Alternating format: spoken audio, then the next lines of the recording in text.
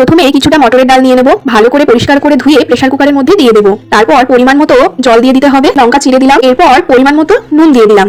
আর যাতে জলটা বেরিয়ে না যায় প্রেসার কুকার থেকে, এই জন্য একটু তেল দিয়ে সিটি মারতে দিয়ে দিলাম। কেটে রাখা উচ্ছেগুলো সামান্য একটু নুন আর হলুদ দিয়ে মাখিয়ে ভালো করে ফ্রাই করে নেব।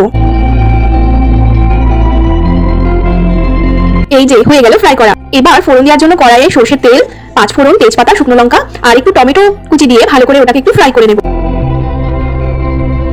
তারপর সেদ্ধ করা ডালটা ওর মধ্যে দিয়ে দেবো।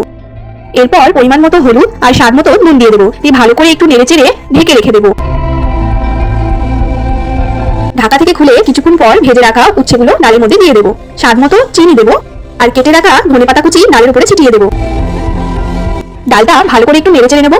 ডাল যত ফোটানো হবে ডালের স্বাদ তত দ্বিগুণ হয়, তার জন্য ডালটা একটু ভালো করে ফুটিয়ে নেব।